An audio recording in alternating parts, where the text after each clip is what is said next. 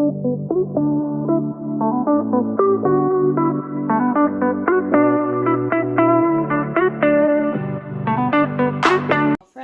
my name is Sana. Welcome to my channel, Mrs. Perfectly Imperfect Keto, where being perfect is overrated and being imperfect is appreciated.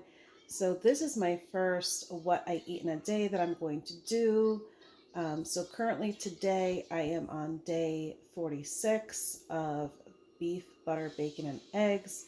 But as you all would have heard on previous videos, I am allergic to pig, so I do have the elimination of the bacon category.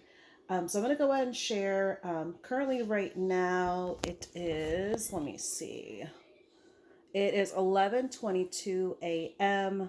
So currently right now I am homeschooling my kids.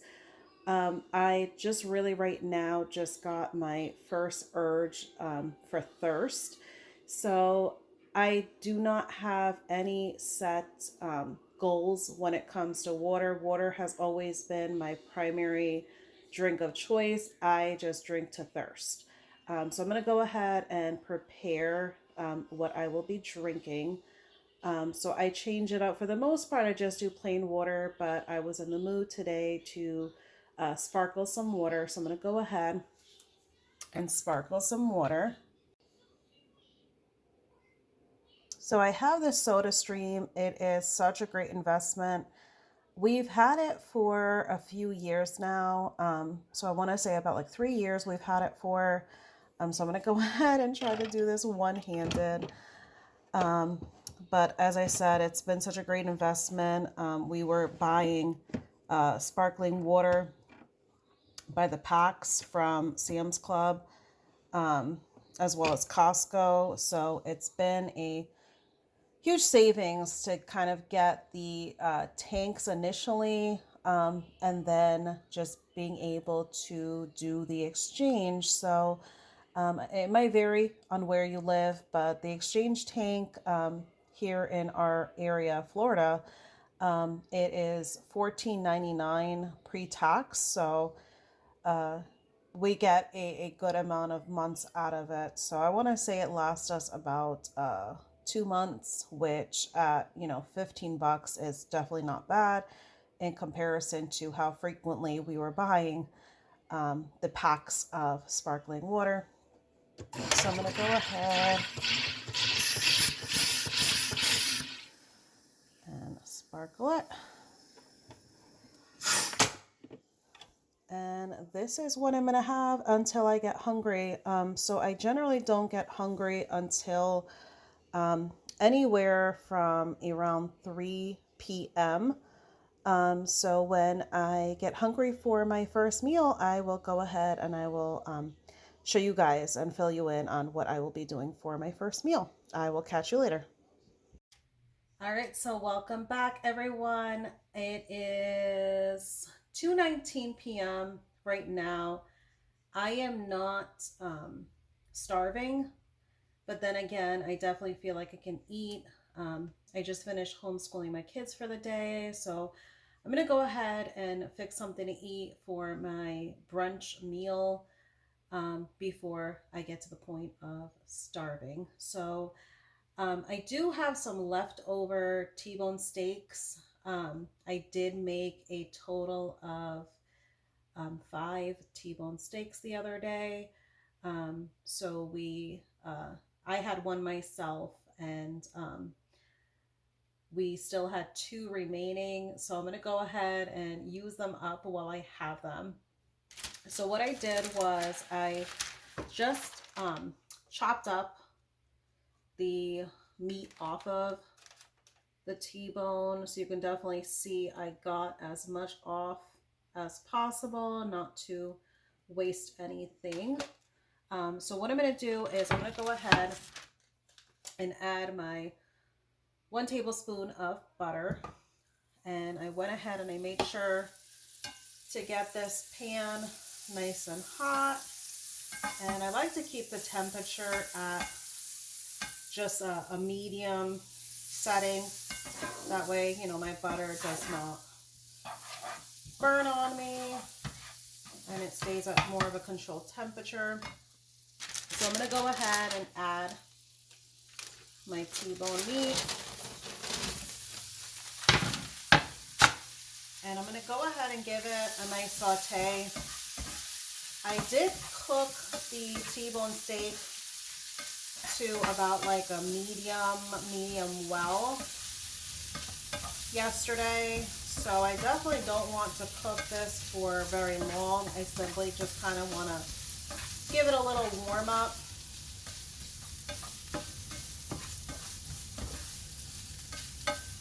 So when it comes to this way of eating, it truly is very simple. If you cook a big batch of meat for your meal the day before, you can definitely utilize it for your very next meal. So I'm going to go ahead and add, I have 4 eggs that I'm going to go ahead and add. So it's not any special eggs, it's just your white average standard egg. So I'm going to go ahead and just add all 4.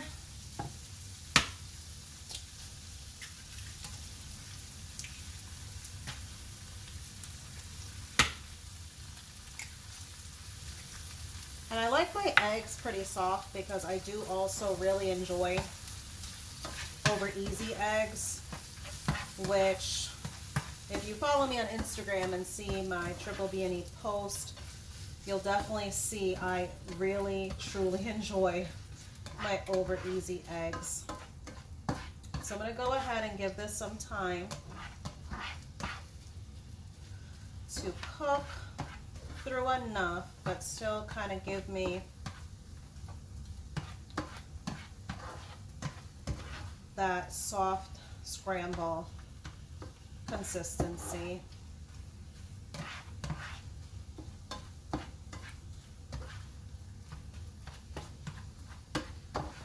So hopefully you guys can see everything that I'm doing pretty well. This is the first video that I've done recording myself cooking and doing kind of like a cook with me, so hopefully everything shows perfect.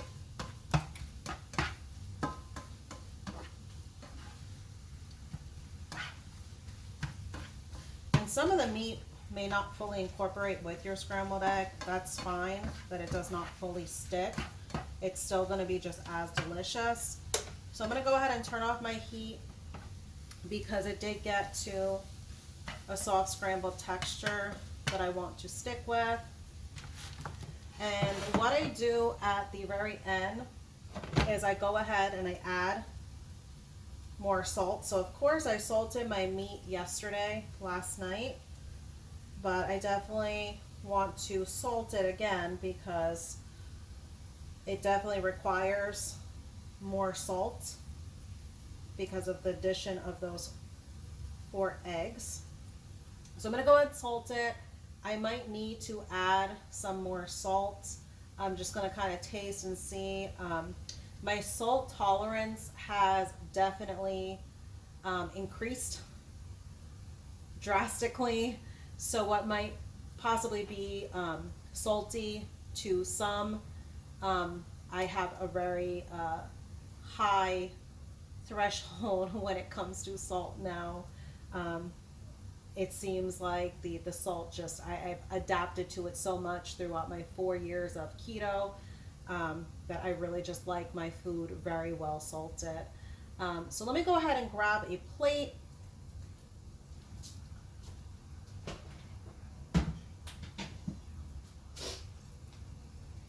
So we are going to go ahead and get this plated up here, and I go ahead and I just plate up the full amount, and I take my time eating it. You know, this is not anything you have to basically chomp down and eat to any stopwatch, any timer.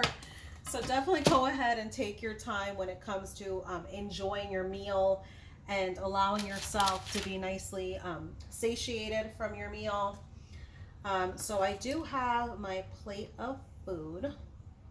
And what I like to do, because I definitely want to make sure I'm getting my fat in, I will take slices of butter. And when I tell you, this makes like the most amazing addition as far as giving your meal kind of that nice sauciness that you might basically have, say if you're someone that adds hot sauce, or if you add ketchup to your eggs. The butter definitely takes care of your salt intake. If you're using salted butter, it's taking care of your additional fat being added to your meal, as well as it's giving you like that sauce component. So here I have my first meal that I will be consuming for today. And I do have plans that I am figuring for my dinner. So I will definitely share that information next. Hopefully I can give a little bit of a snippet of the cooking process that I'll do when it comes to that cut of meat. Well, I'm gonna go ahead and enjoy my meal. I'm gonna go ahead and enjoy it with just some sparkling water. And this is what I'll be having for brunch. So I hope you guys enjoyed this little snippet and this little cook with me. And I will see you guys when I update you on the information for dinner. All right, welcome back everyone. I'm gonna go ahead and get dinner prepped. So I have a piece, it is a little under 3 pounds, so 2.97 pounds.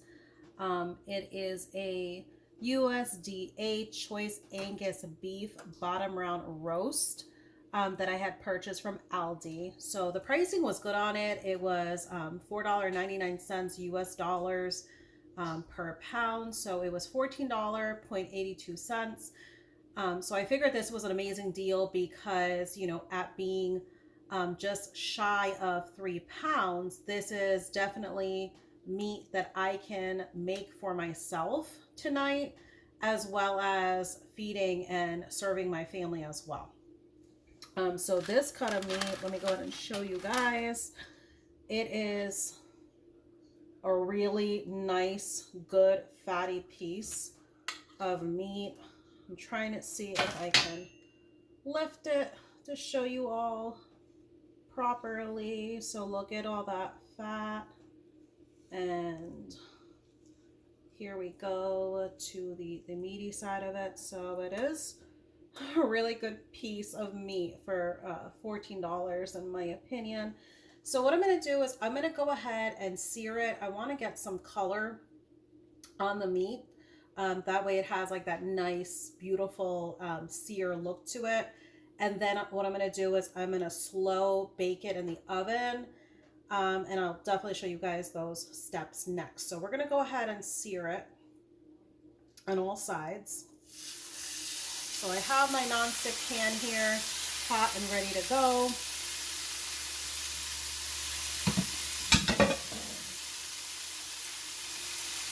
So hopefully you all can hear me because obviously the searing is a little bit loud.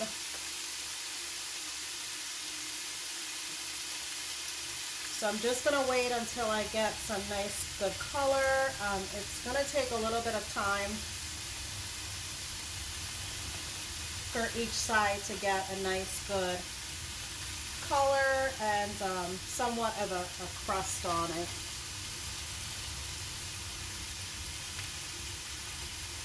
But definitely when it comes to these big cut of meats, and you know, someone might consider this an unusual cut of meat because it is a beef bottom round roast. So it might seem overwhelming, but don't let these unique cuts of meat discourage you. They're definitely easy once you pretty much get the hang of what methods to use to cook them, and pretty much when it comes to the temperature. So that's the other thing too. A lot of people might ask others, you know, how long did you cook that cut of meat for? You can kind of give a rough estimate when it comes to time, when it comes to the cut of meat, and also especially like how many pounds the meat was. But you also want to make sure that you are cooking your meat to temperature. We shouldn't be focused on the time. You should be focused on the temperature, because that is really what's going to assure you that you didn't overcook that meat. So the temperature is definitely going to become a priority, more so than your time. So let me go ahead and take a look if I can get a good grip. Okay, so perfect. So it has a nice sear on it. So we're going to go ahead and sear the other side, and then we'll go ahead and we'll take care of the sides. And as I'm doing this, I have my oven warming up to a temperature of 400 degrees Fahrenheit.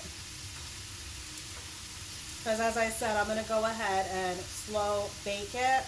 And I'm going to slow bake it to an internal temperature of 160 degrees Fahrenheit.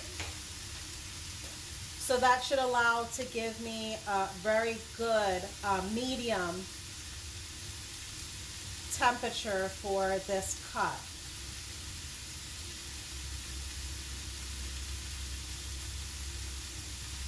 So when it comes to these larger cuts, so this one is shy of 3 pounds. General time, I mean, it can take anywhere from an hour, hour and a half, depending on how tough the cut of meat is. It can, reach the 2-hour mark. So when it comes to preparing for dinner, you're definitely going to want to make sure you're allowing yourself some time. Of course, there are other options of cooking methods. We're in the year of 2023, so we have crock pots that have been around for generations. We now have fancy Instapots, Ninja Foodies. So you can definitely sear and then throw this in your Ninja Foodie or your Instapot or your crock pot. So you can definitely utilize those cooking methods as well if you have a busy schedule, if you work full time. So there's definitely still ways when it comes to cooking methods. I'm going to go ahead and sear the sides. So there's definitely other ways when it comes to cooking methods and techniques, depending on what your time allows.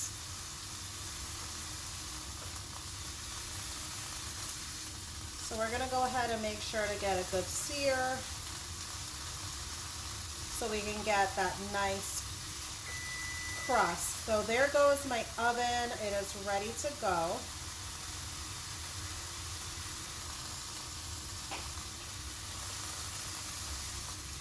So the sides are not going to take as long because, of course, the sides are very thin. They don't have too much thickness or height to them. It's more so the middle part of this roast. All right. So one side got a good crust. Let's see if we can maneuver this a little bit and give it a little help on one side, because that one side is still a little bit red.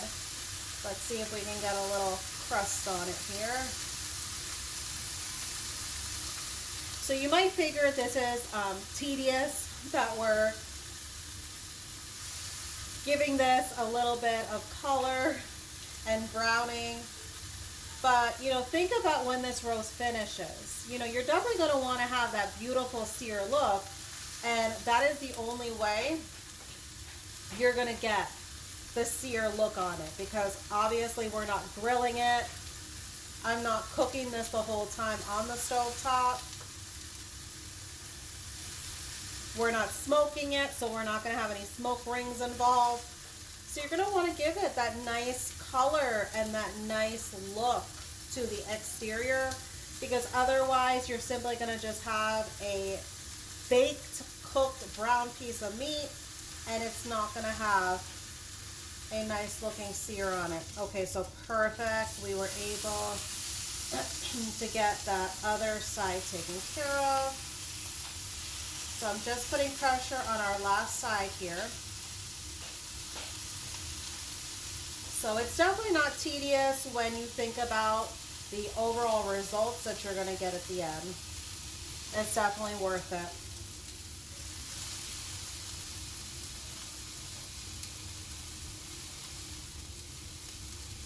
So today is the middle of the week. It is Wednesday. So I hope you guys have had a great week so far.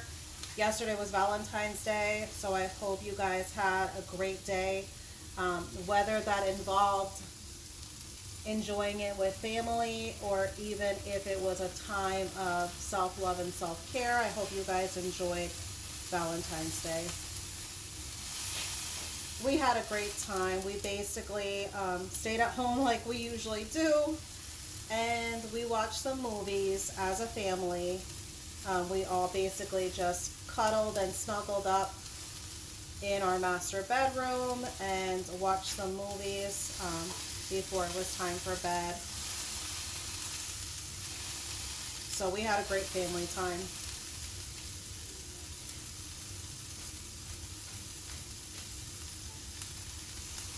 All right, let me go ahead and check this out. Perfect. So we have great coloring on all sides. So what I'm going to do now, let's go ahead and turn off our heat. I'm going to go ahead and take the roast and I'm going to put it on a sheet pan, or as some refer to it as a cookie sheet pan. So I'm going to go ahead and place it on the sheet pan. I'm going to go ahead and lift it up in a second here, but I'm going to first show you all. I'm going to go ahead and use, what our priority method is. We're going to go ahead and use a meat probe. I don't have anything fancy, so you don't really have to get fancy with your meat probe. You don't have to spend a large amount of money to get a decent meat probe. So I purchased this from Walmart. I'm sure you can probably find it on Amazon, but it's just a Taylor brand meat probe. It has different options. The option that I'm going to use is I'm selecting my temperature of 160. So as soon as I insert this probe that is corded, and you can definitely have this cord being used, it's oven safe. So because it's oven safe, you can use it for your Instapot as well as your Ninja Foodie products. But I'm setting it for 160 for the temperature because I'm going to want it to sound off once we get to the internal temperature of 160 degrees Fahrenheit. And as soon as I insert it, it's going to detect what is the current temperature of this meat right now. So I'm going to go ahead and insert this first before I go ahead and put our roast in the oven. And then I'll give you guys a glimpse of what it all looks like. So I'm going to go ahead and make sure I get this really in the internal part of the meat, because we're going to want to make sure it's detecting the internal temperature for us. So it's going to show backwards here, but we have our 55 degrees that it detected here. And then we have our temperature of 160 degrees Fahrenheit that we're wanting it to sound off for us. So let me go ahead and show you guys what we are working with and pick up this big old roast here. So this is what we are working with. So it is simply on our parchment sheet pan, and I'm going to go ahead and put in the oven. As I said, my oven is set for 400 degrees Fahrenheit. So we're going to go ahead and stick this in.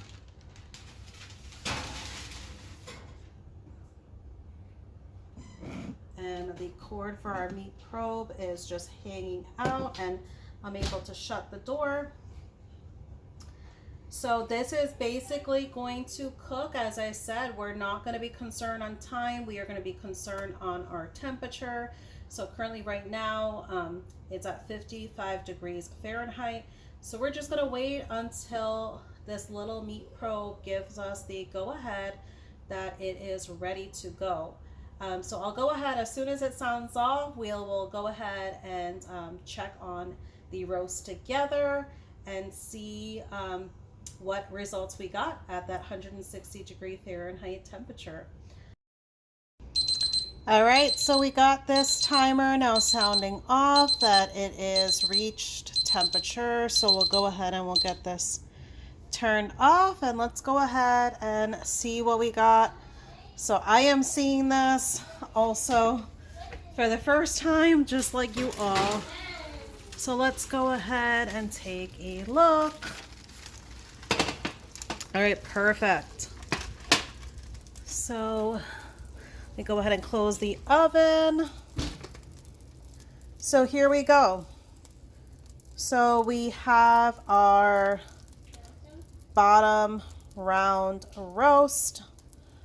Let me see if I can capture some of the goodness on the other side. So this is what we're working with. So if you notice, we have a lot of nice coloring on the outer side, and that is definitely because we took advantage of making sure that we got a good sear. So this definitely looks like perfection. I'm going to see if I can get my fork over here so we can look at the bottom side. So I don't want to pierce into it as of yet, but you see all that great fat cooked very nicely. But I'm gonna go ahead, I'm gonna allow this to rest because I don't want to stab into it and try to break it apart or slice it, because of course we need to allow our meat some time to be able to rest. So I will go ahead and I will show a picture later on when I have a piece of what will be my dinner. So I will go ahead and I'll update you guys later on. But now that it was ready out the oven, I definitely wanted to take it out and show you all what it looked like once it got done. So we have all this great natural juiciness as well. So I will go ahead and I will update you all later on. I will see you in my next final snippet. All right, everyone, we are back. We have the bottom round roast that we slow cooked in the oven. We allowed it to rest. So I'm going to go ahead and cut into it. And we're simply going to be having it as kind of like little steak pieces.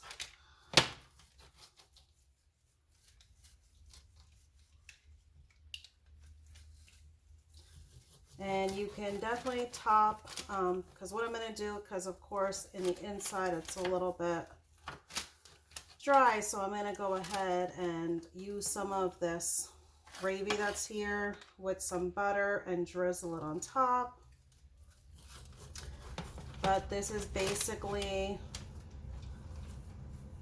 the slow cooking method when it comes to this bottom round roast. So it's simply just kind of using a cheaper cut of meat and still being able to get a meat that still has a lot of flavor. And of course we have that fat at the bottom that gave us really good juices over here. So as I said, I'm going to go ahead and take this gravy and add some butter. That way we can have it drizzled on top as a sauce. So I'll go ahead and I'll post a picture of what my plate looks like.